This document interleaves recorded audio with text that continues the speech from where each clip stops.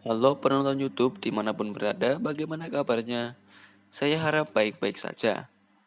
Di video kali ini, saya akan membacakan alur cerita film yang bertemakan perang. Film ini berjudul The 12 Men. Film yang berdurasi 2 jam ini mengisahkan tentang tentara Norwegia yang bertahan dari kejaran tentara Nazi Jerman. Film ini diangkat dari kisah nyata dan berlatar belakang pada Perang Dunia Kedua. Sudah pasti ini adalah konten full spoiler.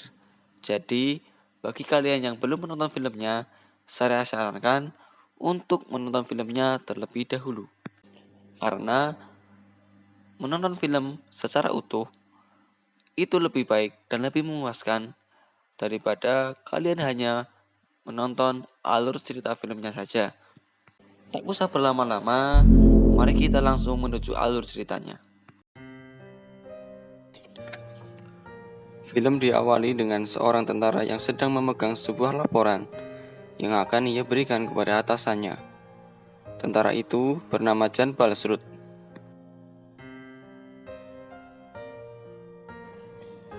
Diceritakan pada Perang Dunia Kedua, tanggal 9 April 1940, Norwegia diduduki oleh Nazi Jerman dan diikuti dengan perintah Hitler yang menjadikan negeri Skandinavia itu sebagai benteng. Seketika kapal tempur, kapal bawah laut maupun kapal di permukaan laut dikirimkan ke utara Norwegia. 3 tahun berlalu. Tentara Norwegia yang dilatih oleh sekutunya Inggris merencanakan misi sabotase Norwegia dengan mengirimkan 12 tentara Norwegia yang diangkut menggunakan kapal yang membawa bahan peledak untuk meledakkan fasilitas Jerman yang ada di Norwegia. Operasi ini dinamakan Martin Raid.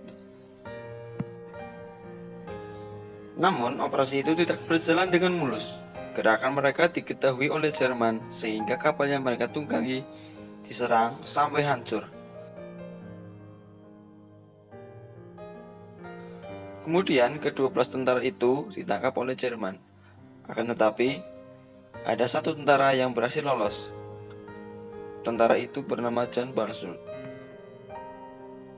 Ketika akan melarikan diri, si Jan terkena tembakan di kakinya yang membuat ia susah berjalan dan ia tetap berhasil melarikan diri walaupun dengan luka tembak di kakinya.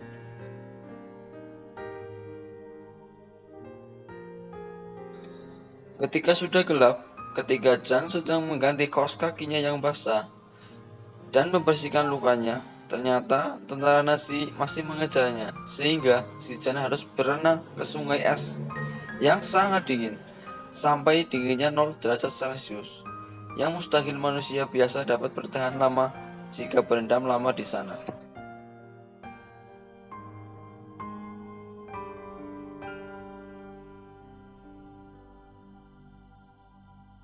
Setelah keluar, Jan pun berjalan dengan menggigil kedinginan dan minta bantuan pada orang yang ada di atas perahu kecil. Jan pun dibawa ke rumah orang itu untuk menghangatkan badan dan mengganti pakaiannya.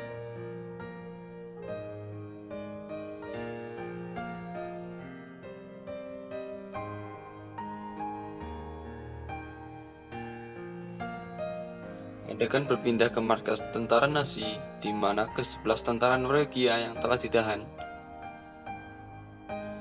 Dan di sini kita akan melihat tokoh antagonis kita, yaitu Jenderal Kurt Steig.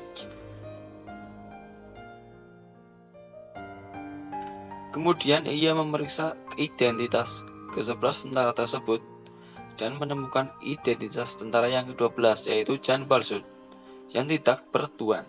Karena mempunyai integritas yang tidak pernah sekalipun gagal dan selalu sukses dalam menangkap para musuhnya, ia pun memerintahkan Wander, yaitu bawahannya, untuk mencari Jan dan memeriksa pemukiman rumah, dokter bidan dan seluruh tempat yang ia curigai sebagai tempat persembunyian Jan. Ke-11 tentara Norwegia pun dipenjara dan disiksa oleh tentara Nazi untuk mengetahui informasi dan misi dari para tentara Norwegia. Sementara itu, Jan yang selamat pergi ke tempat bidan untuk mengobati kakinya. Jan pun diberitahu sang bidan untuk menemui anaknya yang bernama Karnas, yang mungkin bisa membantunya dalam pelarian. Ketika sedang diobati, tiba-tiba tentara Nazi datang untuk mencarinya. Jan pun bersembunyi dan lari dari tentara Nazi. Adegan berpindah pada salah satu teman Jan yang bernama Sigurd yang sedang diinterogasi dan disiksa oleh Nazi, di mana ujung jarinya ditusuk dengan jarum yang membuat ia kesakitan. Di sana juga ada General Krustage dan Wanders yang sedang melihat penyiksaan itu. Ia bertekad untuk menangkap Jan yang diyakininya masih hidup. Sang jenderal tetap dalam pendiriannya karena selama ia bertugas, tidak ada satupun tawanannya yang bisa lari darinya.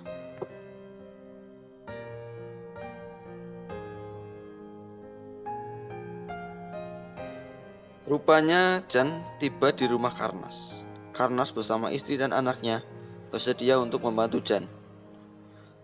Istri Karnas yang bekerja sebagai perawat di rumah sakit, tempat ke-11 tentara Norwegia dirawat, mengatakan bahwa 11 tentara itu akan segera dieksekusi. Mendengar teman-temannya yang akan dieksekusi, Jan sangat sedih. Tapi semangat juang prajurit yang dimilikinya membuat ia bertekad untuk melanjutkan perjuangan untuk membela negaranya. Dengan tekad yang kuat, Jan akan pergi ke Swedia. Di sana ia akan aman dan tidak dikejar lagi oleh tentara Nazi. Karena pada Perang Dunia Kedua, Swedia adalah negara yang netral. Tibalah malam eksekusi tentara Norwegia. Mereka yang tersisa ditembaki sampai mati oleh tentara Nazi tanpa ampun. Dengan pencarian Jan yang belum membuahkan hasil, sang Jenderal Krustage tidak menyerah untuk mencarinya. Untuk sampai ke Swedia, Jan pun harus menaiki perahu. Di dalam perjalanan, ia diberitahu bahwa Jenderal Krustage sangat berambisi untuk menangkapnya. Hal itu dikarenakan sang jenderal dikenal tidak pernah gagal dalam tugas dan tidak ada satupun tentara pembebasan Norwegia yang dapat lolos darinya. Untuk sampai ke perbatasan, ia harus melewati daerah yang bernama Lyngseidet, di mana banyak tentara Nazi yang berkumpul di sana. Akibat luka pada kakinya yang semakin parah, Jan pun jadi sulit untuk berjalan dan harus menggunakan ski. Tiba di kamp tentara Nazi, ia pun gugup. Saking gugupnya, dia sampai-sampai terjatuh tepat di depan tentara Nazi Jerman. Sampai-sampai penutup yang ada di kepalanya pun ikut terjatuh. Tak disangka tak diduga, Jenderal Krustage yang berada tidak jauh dari situ pun mengambilkan penutup kepala Jan. Ia belum mengetahui bahwa orang yang ia tolong adalah Jan Balsut, prioritas utamanya saat ini. Ketika akan pulang ke kantornya, sang jenderal pun baru menyadari bahwa orang yang ia tolong adalah Jan. Ketika Jan sedang melewati pegunungan dengan skinya, tiba-tiba ia diserang oleh pesawat Nazi yang telah diperintahkan oleh sang jenderal. Jan pun harus ditembaki dengan pesawat yang membuat longsoran salju yang besar. Jan pun tertimbun longsoran salju yang membuatnya terkubur dan hampir tak sadarkan diri.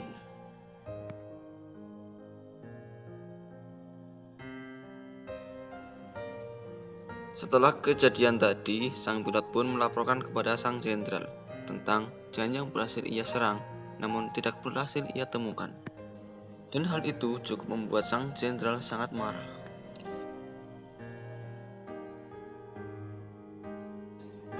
Sementara itu, Jan yang terluka berusaha keluar dari longsoran salju. Dengan luka kaki yang semakin parah dan ditambah luka akibat longsoran salju tadi, ia harus berjalan merangkak untuk mencari pertolongan. Di cuaca yang super dingin, Jan tidak menyerah dan terus bergerak maju. Bahkan saking derasnya salju yang turun, sekujur tubuhnya sampai tertutup oleh salju.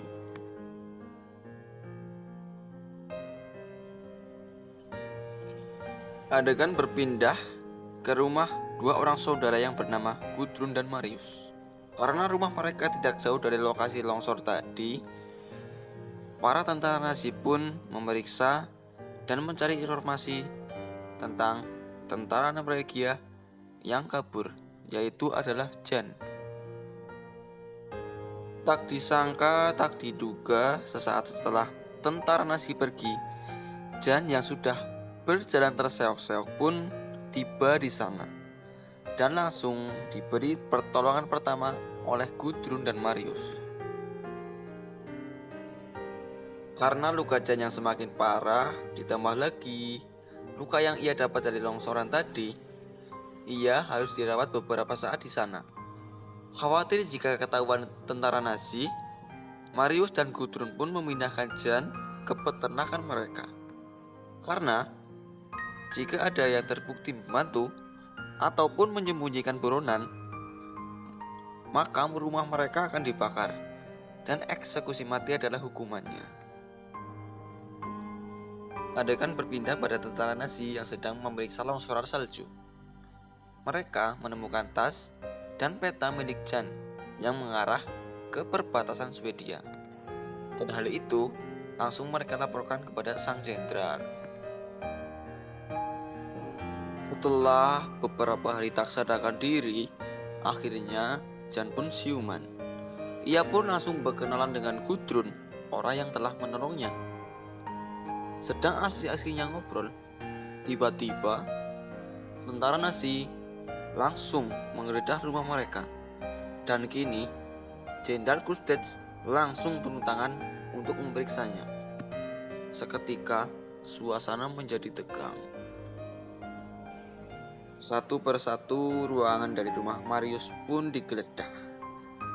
Terjadi adegan yang sangat mendebarkan ketika Jenderal Krustet sedang memeriksa atap peternakan, yang mana atap peternakan adalah tempat persembunyian Jan. Di sini Jan hampir tertangkap jika saja bros yang dilambangkan Nazi milik sang jenderal tidak jatuh.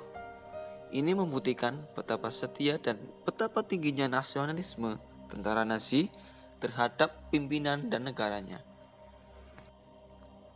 Lolos dari penggeledahan itu, Marius, Gudrun beserta teman-temannya membawa Jan ke gubuk milik mereka yang terletak jauh di pinggir sungai.